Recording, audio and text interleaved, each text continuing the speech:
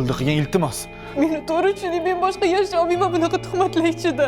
Ozgina sabr qilgin, hali hammasi yaxshi bo'lib ketadi, jonim. Ozgina sabr qilsang bo'ldi. Oyimni fe'llarini yaxshi bilasan-ku. Nima qilish shuncha sabr qilib kelyapman? Eshitdingmi? Ha? Didyoni sababi nima? Ha? Oyi, shu janjal kerakmidi bizga? Mana endi ketaman deyapti. Ketsa ketaversin. Eshik ochiq. Tushunmayapsiz, men sizga ishonaman. Keliningizga ham ishonaman. Necha yil buni sinaganman, u qancha gaplashganman bu bilan. Ne hasratda katta qilganim seni. Oyi, Qarigan cho'qimda keliningiz meni ayolim. Shu bo'ldimi? Axir meni omonatim-ku, oyi. Gap shu. Yo xotiningni deysan, yo meni deysan. Agar xotiningni desang, meni umuman unut. Tushundingmi? Oyi, siz hozir tushunmadim. Siz hozir o'zingizni, o'g'lingizni oilasini buzmoqchimisiz? Ha?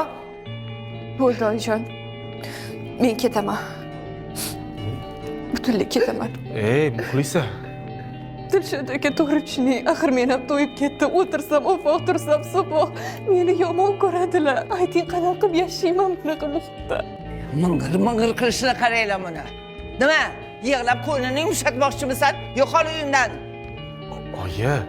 Yoqmasa tur yo'qol. Ket dedim senga. Oyi.